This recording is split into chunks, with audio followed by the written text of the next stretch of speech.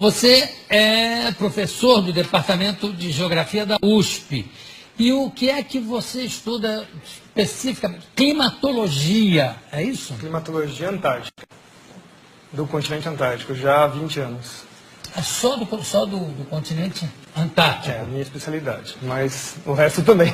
Sim, não tem como separar. Claro. E você esteve na Antártida algumas vezes? 2 vezes já. O que você acha das teorias de que o aquecimento global está derretendo o gelo do continente? Começa que já nem é uma teoria, é só uma hipótese. Então ela não carece de prova científica. Então é isso que é o pior. Você tá... Não carece de prova? Não tem prova científica do aquecimento global. São 26 anos, na verdade são 3.000 anos que essa história já existe. Nossos pesquisadores da equipe da Climagel já foram buscando essa informação. Já se discutiu isso nas ágoras das póleis gregas. Se cortasse árvore ia mudar o clima do planeta. Na Grécia Antiga no Senado Romano se faria ou não os aquedutos porque ia mudar o clima e por aí foi. Até hoje nós estamos com essa historinha, mesma coisa. O clima vai mudar, o homem mexe no planeta, não sei o quê, e não mexe nada. Mas é engraçado, tem relatos de uma civilização, não sei se é a Inca ou se é Azteca, aonde eles iam cortando florestas para usar essa madeira, inclusive para queimar essa madeira, com aquecimento, etc.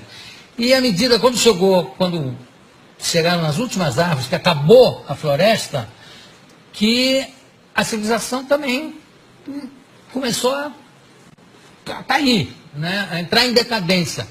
Não tem nada a ver uma coisa com a outra. Você destruiu aqui, não tem uma consequência? Você pode tem que tomar muito cuidado com isso, porque isso são ações locais e não são ações planetárias. Mas no local funciona. Mesmo assim, a alteração é muito pequenininha. A cidade de São Paulo faz o seu microclima, por exemplo. Assim não. E aí o clima global é outra coisa. Mas o discurso desse pessoal é que a cidade altera o clima do planeta. Portanto, a cidade tem que se adaptar à mudança do clima, que ela mesma fez. Mas espera aí, raciocínio circular, né? Agora, como é que quer dizer que o gelo não está derretendo lá? Não, o gelo derrete e congela de novo. Tem os seus ciclos, Isso já é muito conhecido desde o final da Segunda Guerra Mundial. Primeiro que o próprio cenário de guerra era o cenário polar, A gente está acostumado a sempre ver o mundo no planisfério. Acha que os Estados Unidos estão de um lado de cá, a Rússia está do outro lado, eles vão se matar por mísseis por cima do Atlântico, Não, eles vão se matar em cima do polo, Na verdade, eles estão pertinhos um do outro, Então, o conhecimento do gelo, já na época militar, já é muito difundido. Então, o próprio Ano Geofísico Internacional, 1957 até 58, estendido até 59, a primeira missão dos americanos foi atravessar o polo e, inclusive, colocar um submarino nuclear no polo. Embaixo da exatamente. Foi o submarino Nautilus, que conseguiu, em 57, atravessar o polo todo. E o submarino Skate, ele conseguiu furar o gelo, quer dizer, eles já sabiam exatamente aonde estão as polinhas, que são as aberturas do gelo do Ártico, para poder colocar a arma de guerra lá. Então o clima e militarismo está sempre andando junto. Tudo está andando junto com o militarismo. Como é que é o negócio do nível do mar? Não está subindo o ano? Não, o nível do mar continua no mesmo lugar. Tem essa história também. As calotas estão derretendo. Não. Primeiro que se fosse derreter alguma coisa, teria que ser a Antártida. Então, aí sim você teria uma elevação do nível considerável. Mas para derreter a Antártida, para nós, você tem uma temperatura na Terra assim, uns 20 ou 30 graus muito mais elevado. Sei, mas a medição do nível do mar está subindo? Não, ele tem pequenas variações. Por exemplo, só o El Niño, que é um fenômeno completamente natural, varia o mar meio metro. E aí os piores cenários do IPCC, que é o painel intergovernamental para a mudança do clima, o pior cenário deles é 50 centímetros. Em quanto tempo? Em 100 anos. Mas não tem uma medição feita pelo Capitão Cook? Tem. De quando é? Acho que é 1780, mais ou menos. E de lá para cá? No mesmo lugar. O nível do mar está no mesmo lugar. Então, que alívio que você me dá. Isso, nossa. Não, tem uma situação mais engraçada. Ah, Que eu fui fechar minha conta num banco que se diz sustentável, essas coisas, eu odeio essa história, né? E, não, mas o senhor faz o quê? Eu sou professor de climatologia. O mundo vai acabar? Eu, assim, as pessoas estão assim, apavoradas, o mundo vai acabar. não, a Mariana estava preocupadíssima, inclusive ela tampa tudo que é espelho até hoje, Por causa do aquecimento com medo global. de ver o reflexo do aquecimento global. O aquecimento global virou o bode expiatório para todos os males da humanidade. Bom, falando em aquecimento, e a famosa, não é a calota polar, como é o efeito estufa? Esse é o pior de todos, né? Essa é uma física impossível. Ai, eu estou tão contente hoje. Quer dizer, o mundo terminar em 2012, nem pensar, né? De jeito nenhum. Tá. Então vamos para o efeito estufa. Como é O que é? efeito estufa é a maior falácia científica que existe na história, né? Primeiro que ele é baseado num conceito científico que não existe. A Terra tem essa temperatura porque ela tem atmosfera, recebe energia do Sol, tem uma interação com a atmosfera, e por lei dos gases, note, não é uma teoria, é a lei dos gases, pressão, temperatura, né, e volume. Então, por causa de ter uma atmosfera, nós temos essa temperatura. Eu adoro essa discussão assim que os aquecimentistas, que são os que trabalham para o lado do aquecimento global. Não, mas o maior exemplo de que o CO2 realmente acaba com o planeta Terra, acabaria com o planeta Terra, é Vênus. Aí eu falo, é? Tá, qual é a pressão atmosférica na superfície de Vênus? Não sei. São 90 vezes a pressão atmosférica da Terra. Portanto, a temperatura lá é de 400 graus na superfície, não é por causa do CO2, é por causa da pressão atmosférica da atmosfera de Vênus. E Vênus também tem o problema da camisa, né? Que deve ter uma certa influência. Agora, e o efeito, quer dizer que não há o efeito estufa? Não, essa física não existe. Então, o negócio do pum dos carneiros da Nova Zelândia, você já ouviu falar, né? Já! Não é que é uma quantidade tão absurda de puns Tem que vai causar o apocalipse, que vai estourar com a calota não, como é que chama? Com a famosa camada de ozônio. Que não existe, né? A camada de ozônio é uma coisa que não existe, né? Não existe? Não. Meu Deus, que alívio que eu estou hoje. Quer dizer que o carneiro pode dar pum à vontade. Eu sei que tem fazendeiros ensinando o carneiro a se segurar. Pode soltar. A história do ozônio é conhecida como, né, nos cientistas sérios, não esses aí que estão aí vendidos chapa branca, que a gente chama, né? Trabalham para governos, empresas, etc. E tal. Cientistas sérios, o próprio pai da coisa é o Dobson, que no ano de Geofísica Internacional se propôs a ir para a Antártica justamente para saber qual era a variação do ozônio na calota polar. Ele já sabia que o ozônio desaparecia completamente na Antártida. E aí, de lá para cá, os caras desaparecem com essas informações e falam que é o seu desodorante que destrói a camada de ozônio. Nossa! Nunca mais eu pego um sujeito fedendo, que eu brigar com ele para botar um desodorante. Aí quando você vai ver o que acontece, é a quebra das patentes dos CFCs, os gases refrigerantes. Então, em 87, começam a terminar as patentes, elas começam a se tornar públicas, você não precisa mais pagar royalties para elas.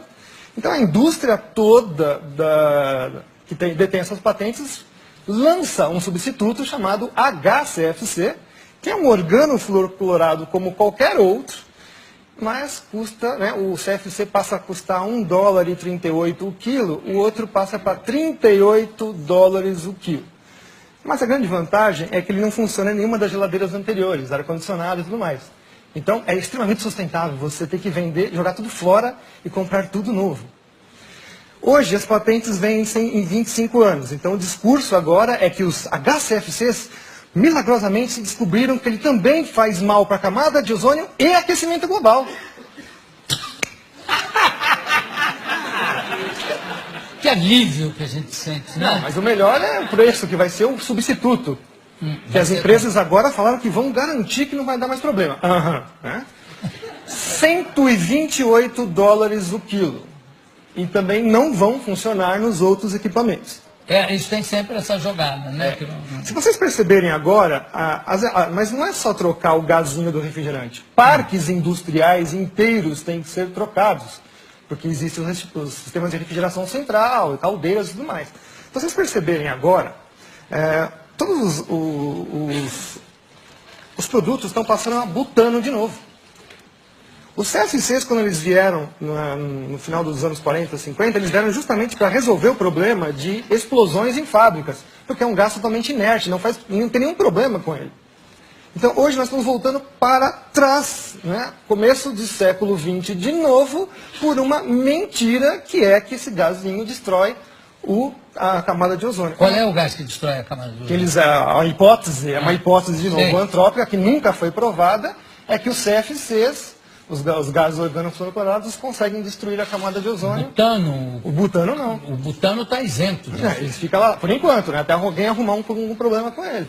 Tem uma coisa que me chama muita atenção, Ricardo, é que sempre que você vê o anúncio de um fenômeno astronômico, a queda de um meteoro, ou um fenômeno geográfico e físico, sempre é assim, a temperatura chegou a não sei quantos graus, que não acontecia desde 1920. A nevasca que aconteceu esse ano não se via desde 1887. Quer dizer que sempre anteriormente, teve alguma coisa pior? Sim, nossa, muito pior. Pois é, então por que essa coisa catastrófica, né, de achar que a próxima será a pior? Se nunca acontece isso. Os registros paleoclimáticos mostram coisas assim muito piores, tipo o nível do mar subir 50 metros em 100 anos, a temperatura subir em 50 anos 8 graus, e o pessoal está falando que vai subir meio grau em 100. Que isso, é piada isso? Isso é uma piada. Olha, tem gente já querendo fazer pergunta ali na plateia, não é? Pode fazer, faça. Você disse que esse negócio do aquecimento global não tem nada a ver e tal.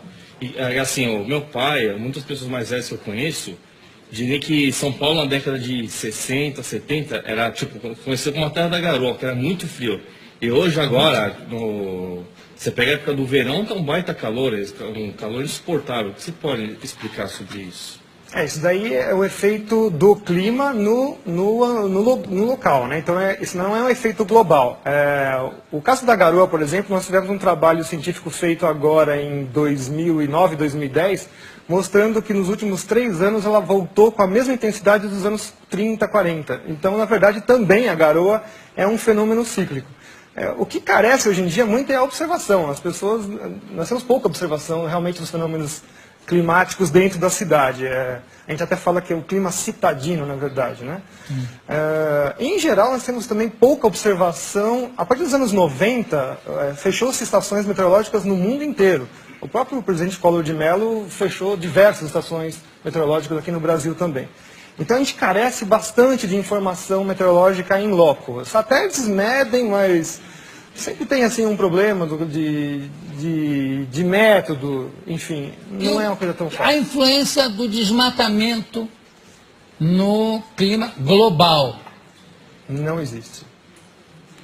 Não, infelizmente. Não existe? Não. E no clima local? Mais ou menos. Uma coisa que as pessoas também não sabem... A Amazônia, então, não é o pulmão Não, do tem mundo? que tomar cuidado. Não, nunca foi. Nunca foi. Nunca foi. Essa teoria já foi derrubada nos anos 80. Já. Não são é nem a pleura, nada? Não, são os oceanos. E não tem influência, o desmatamento não tem influência no clima? Tem que tomar cuidado com isso, porque quando eu falo isso, significa que eu estou autorizando a destruir a floresta. Não, de forma... Mas a gente tem que tomar cuidado, porque o aporte do ambientalismo é esse contra as pessoas que falam, negam a hipótese do aquecimento global. Né? Então você mistura tudo dentro de um saco de gatos. Você fala, tá vendo? Esse cara está autorizando a gente destruir a floresta. Não, a Amazônia está lá, não é para ser destruída. Aliás, eu acho que nem é possível destruir a Amazônia, não é porque grande parte dela está plantado embaixo, quer dizer, é embaixo d'água, você para chegar na raiz, seria, né? São 6.000 quilômetros desse novo aquífero que descobriram embaixo da Amazônia. Ganha do aquífero Guarani. Recentemente descoberto. Eu não faço ideia do que seja 6.000 mas quilômetros. deve ser importantíssimo. Porque 6.000 quilômetros. Haja aquífero, aí. E o negócio da floresta, como é que é a floresta da chuva? Como é que é? Na verdade, assim, a gente tem que entender que quem manda no planeta são os oceanos. Aí, por acaso, existem continentes. São 3/4 da superfície do planeta com água. Então, a maior parte da troca de massa e energia com a atmosfera é feita com os oceanos. Então, de vez em quando, eles ficam com pena, coitadinho dos continentes, né? Aquela coisinha de nada, joga um pouquinho de água para eles. E se jogar um pouquinho de água para eles, já faz todos os desastres que a gente imagina. Bom, a principal entrada de água para os continentes vem na parte tropical, que são os ventos alísios. Todo mundo já ouviu falar, estudou na escola um monte de vezes isso daí. O próprio Kippen, que é uma das primeiras pessoas que estudou climatologia lá no século XVIII, XIX, né, começando esses estudos, ele falou assim, mas como é que eu vou estudar o clima, que a atmosfera é uma coisa que é invisível, altamente dinâmica e não dá para fazer nada? Bom, ele conseguiu verificar que a vegetação respondia ao clima. Então ele viu assim, olha, gozado, né? Nessa parte toda do planeta, salvo algumas exceções regionais, você tem florestas extremamente virtuosas, imensas, e é justamente onde chove bastante, onde você tem as principais células de trovoadas, né? Os relâmpagos fixam nitrogênio na chuva e, portanto, jogam isso na superfície. Então tem toda uma simbiose aí entre os fenômenos da atmosfera. Então as florestas, o nome técnico da floresta em inglês, por exemplo, eles chamam rainforest, né? Então, florestas de chuva. A floresta está lá porque chove, não chove porque tem floresta, vocês entenderam? Então quer dizer que se você cortar, vamos supor que você, né, vamos fazer assim um cenário hipotético, já que eles adoram fazer cenários, vamos fazer também. Vamos supor que você tira toda a Amazônia de lá, tira tudo lá, 20 anos depois está tudo de novo nascendo. Tudo de novo nascendo. Mas leva 20 anos. 20 anos. Que não é nada na história do planeta.